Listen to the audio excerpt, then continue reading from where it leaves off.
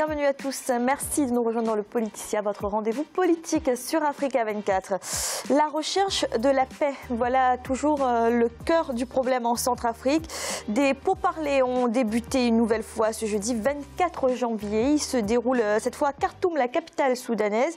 À la table des négociations, le gouvernement et les groupes armés, sous l'œil de la communauté internationale. Un face-à-face qui doit permettre de trouver une issue à la crise que traverse le pays depuis 2013. Et pour nous accompagner, pour en parler avec nous sur ce plateau, Dominique Yandoka. Vous êtes premier secrétaire général du mouvement ITA, Initiative pour une transformation par l'action. Merci d'être avec nous. Merci à vous, merci de m'avoir invité. Également avec nous, Michel Langa, avocat au barreau de Paris et président de l'Association des Amis de la République centrafricaine. Bienvenue. C'est excellent. Merci. Et avec nous sur ce plateau, Jean-Claude Félix Chikaya, chercheur à l'Institut Prospective et Sécurité en Europe. Bienvenue également. Je vous remercie. Les pourparlers qui ont débuté ce 24 janvier dans la capitale soudanaise pour résoudre la crise centrafricaine sont préparés depuis juillet 2017 par l'Union africaine. Un dialogue qui se veut plus ambitieux que les précédents. Et pour cause, gouvernement et groupes armés sont présents et aucune date de fin des négociations n'a été annoncée. Écoutez l'éditorialiste Jean-François Kandji-Kombe. De mon point de vue, Khartoum ne prépare pas une perspective positive de sortie de crise. D'abord parce que Khartoum, en tant que processus, n'a pas été entouré de consensus. Tous ceux qui sont aujourd'hui autour de la table à Khartoum et qui jurent leur grand Dieu qu'ils s'entendent très bien, les uns et les autres, certains étaient pour que la réunion se déroule à Khartoum, d'autres refusaient que ça se déroule à Khartoum. Parmi ceux qui ont accepté que ça se déroule à Khartoum, les positions sont extrêmement différentes. Et puis, surtout, il n'y a pas de feuille de route de Khartoum. Il y a bien la feuille de route de l'Union africaine, mais la réunion de Khartoum, vous l'aurez compris, est une réunion plutôt ambiguë. On ne sait plus trop si c'est sous l'égide de l'Union africaine ou sous l'égide de la Russie. En somme, la situation au pays reste la même. Il y a un certain nombre de personnes qui sont des chefs de groupe armés qui ont été à Khartoum. À leur retour, est-ce que la situation aura changé? Je ne crois pas. Personnellement, il n'y a rien qui me donne à penser ça. Dominique Yandoka, les pourparlers se déroulent à Khartoum, capitale du Soudan. Est-ce que ce n'est pas paradoxal que ces négociations se tiennent dans la capitale soudanaise, alors même que l'on sait que le Soudan est considéré comme une plateforme d'approvisionnement en armes de certains groupes armés? Merci. Moi, je pense que c'est pour parler. Nous avons été non seulement... nous avons interpellé le gouvernement centrafricain à ce sujet il y a de cela plusieurs mois en arrière. C'est une volonté souveraine du gouvernement qui voulait coûte que ces pourparlers puissent être à Khartoum. Donc, à partir du moment quand le gouvernement décide, malgré des remarques, parce que tout le monde sait très bien ce qui s'était passé à Khartoum la dernière fois. Là, ça remonte 2-3 mois en arrière, où les groupes, certains chefs rebelles ont été cooptés, 2018, hein, justement, qui ont été cooptés par certains diplomates de la Fédération de Russie pour aller discuter dans un comité très restreint à Khartoum. Et Dieu seul sait, on sait ce qui s'était passé lors de ces rencontres. Bon, le gouvernement voulait coûte que ces pourparlers se tiennent à Khartoum. Alors, vous dites que c'est le gouvernement qui voulait que cela se tienne à Khartoum? Parce que certains disent que c'est la Russie qui a poussé pour que les pourparlers aient lieu à Khartoum. La Russie ne peut pas décider à la place d'un gouvernement. Il vous souviendra que le gouvernement a toutes les prérogatives. C'est le gouvernement qui a décidé en son sein que ces pourparlers puissent se tenir à Khartoum. Mais nous y sommes. Maintenant, on attend le résultat, tout en sachant que les groupes rebelles, la majeure partie de ces groupes rebelles, qu'il n'y a pas d'usine d'armement en République centrafricaine, ni au Cameroun, ni au Tchad, mais il y a des usines de fabrication des armes au Soudan. Et le Soudan aussi, c'est pas c'est pas un bon élève en matière de la stabilité, en matière du développement, en matière de paix. Donc, s'ils ont voulu que cela se passe à Khartoum, nous y sommes, mais on attend de voir juste les résultats, qui me semblent vraiment très compliqués en ce moment. Michel Elanga, vous, qu'est-ce que vous dites de ce lieu qui a été choisi pour ces négociations qui sont présentées comme des pourparlers très ambitieux? Merci, madame, pour cette question. Au départ, l'Union africaine avait proposé à Addis Abeba, c'est-à-dire les sièges de l'Union africaine. Donc ça a été un débat entre les facilitateurs et les gouvernements centrafricains.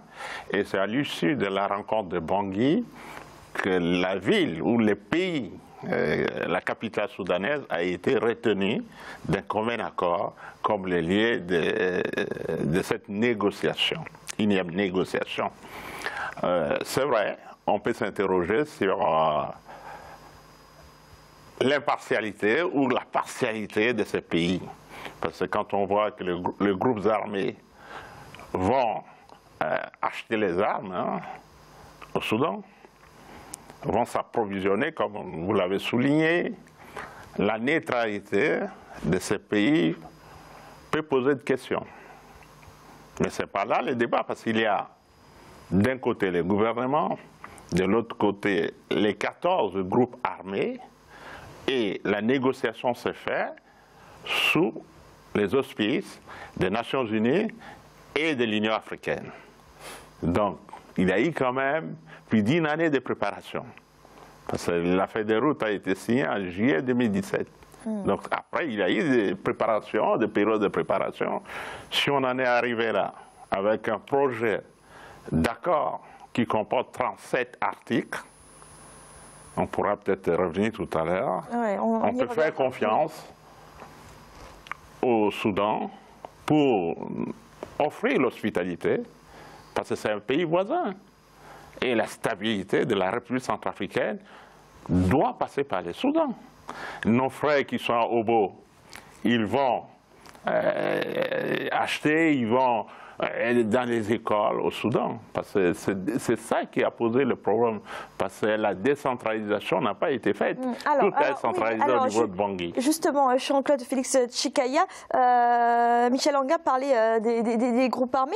Un cadre du Front populaire pour la renaissance de la Centrafrique, l'un des principaux groupes rebelles, a affirmé que ce dialogue n'inspirait pas confiance. Ce sont ses mots, notamment en raison du lieu d'organisation. Le groupe aurait préféré un pays plus neutre pour eux, ils disent comme l'Éthiopie ou le Rwanda. D'après vous, pourquoi le Soudan a tout de même été retenu? Pourquoi le choix s'est-il porté sur ce pays?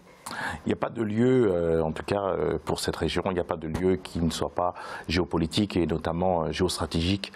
On peut voir toutes les capitales qui sont autour de la Centrafrique. N'importe quel choix aurait suscité le débat qui nous occupe pour commencer sur le choix de Khartoum. On parle de l'influence russe. Si une autre capitale avait été choisie, on aurait parlé d'autres pays en énonçant peut-être une vision tutélaire qui serait au-dessus ou qui aurait influencé ce choix. Pour vous, la présence russe, parce qu'on en parle de plus en plus de cette présence russe. J'y venais justement. Allez-y, oui. La Russie, bien sûr, n'est pas étrangère au choix. Pourquoi? Parce qu'elle a des influences par ailleurs qui essaient de contribuer à redonner quitus et souveraineté dans un pays qui est disloqué ou qui est balkanisé, avec un pouvoir qui est une partie minoritaire, donc qui n'a pas une véritable souveraineté. Cet affaiblissement, cet affaissement de souveraineté, met aux prises le pouvoir central avec un choix sur Khartoum, même si sous l'égide de l'Union africaine des Nations Unies, il y a quand même la réalité géopolitique interne et externe qui, sur comme ça a été dit, sur le consensus qui a été trouvé sur le choix de Khartoum, l'influence russe, mais aussi d'autres, est pour l'instant consensuelle. Mais c'est bien le règlement de conflit qui est au centre de cette réunion de Khartoum. Donc le choix fait partie, de toute façon, s'il y a donc une résolution ou des résolutions qui vont être prises, elles seront aussi des résolutions géostratégiques et géopolitiques où la Russie et d'autres puissances extérieures au continent africain, mais aussi à l'intérieur du continent africain, ont un rôle éminent à jouer. Alors, mis à part cette question du lieu, il y a aussi une question de temporalité, Dominique Yandoka. Les pourparlers, il n'y a aucune date qui a été annoncée pour la fin de ces pourparlers. Qu'est-ce que cela dit, d'après vous, de ces négociations? Quand vous allez dans une négociation, vous fixez des objectifs. L'objectif que vous devez fixer, c'est d'abord qu'il y ait une entente entre les parties. Mais il se peut qu'il peut y avoir des blocages en cours de route. Et ces blocages peuvent être aussi traités. Ça peut durer une journée, 2 journées ou 3 journées, voire 2 ou 3 mois. Mais c'est une question de volonté politique.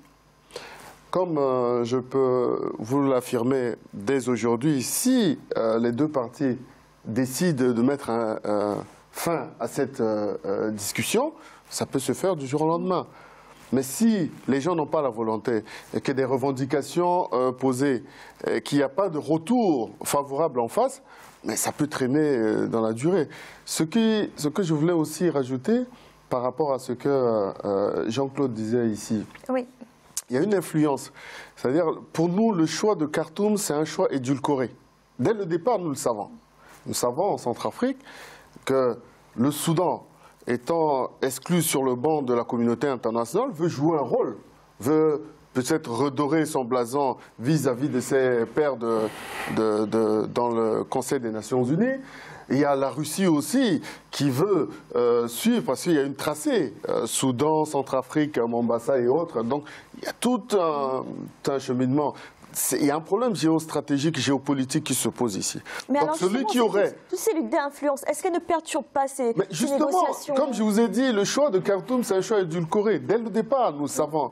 Et c'est pour cette raison que nous avons tiré la sonnette d'alarme pour ne pas que nous soyons des moutons de Parnus quand nous balance de gauche à droite. Et que, au lieu que ça soit la résolution d'une crise, qu'un ami peut venir vous prêter main forte, mais les gens, ils sont là, ils jouent leur propre carte à eux, au prix d'une scission. Si demain, les gens ne parviennent pas à s'entendre sur tel ou tel point, mais comme laissent entendre certains groupes rebelles ici, ils manifestent déjà, ils brandissent déjà les menaces que chacun va rester dans sur ses positions et dans les régions occupées. Donc, pour nous, en tant que Centrafricains, c'est un risque à prendre. Et ce qu'on leur demande pendant ces pourparlers, nous leur demandons la sincérité. Il faudrait bien que les gens, ceux qui sont venus pour nous aider, il faut qu'ils nous aident sincèrement. Et ceux qui sont censés discuter de ces problèmes-là, il faut aussi que ces gens-là puissent regarder la souffrance. On va revenir sur les groupes armés, leurs revendications. Michel Langa, on parlait de ces luttes d'influence, d'un peu de ce jeu géopolitique qui se joue lors de ces pourparlers de Khartoum. Ça veut dire quoi, que finalement le jeu est déjà faussé dès le départ? Madame, il y a les 5 membres du Conseil de sécurité sont en République centrafricaine.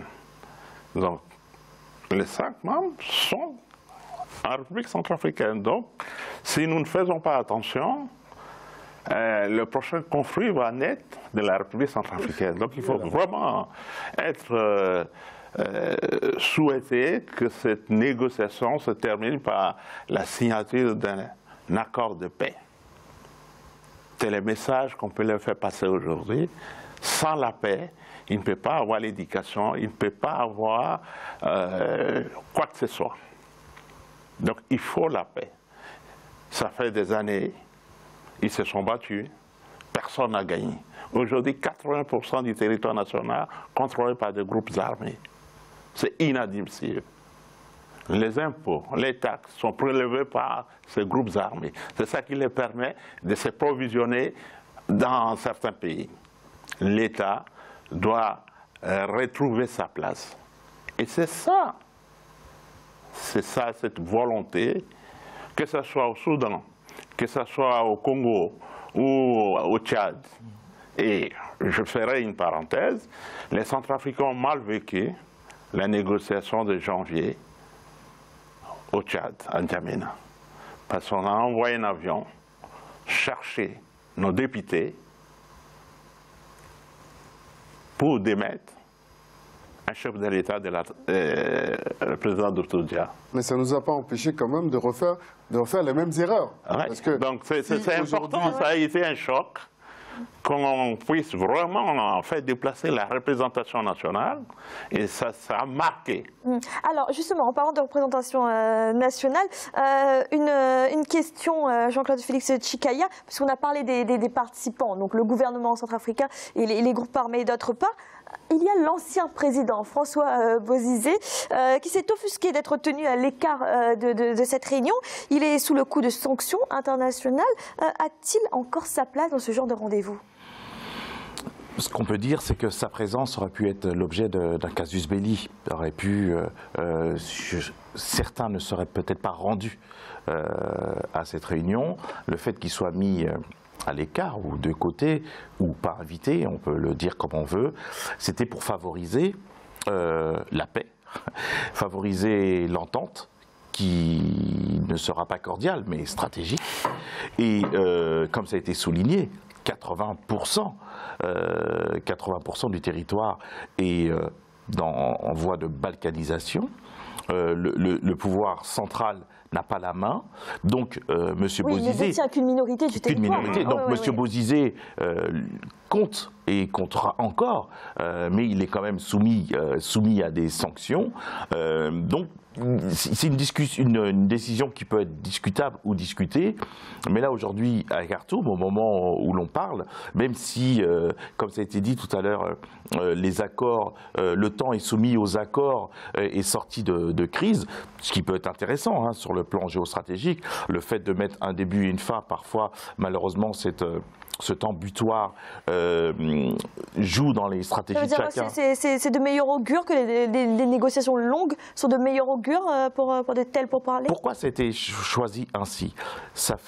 Il y a eu 7 accords, des milliers de victimes.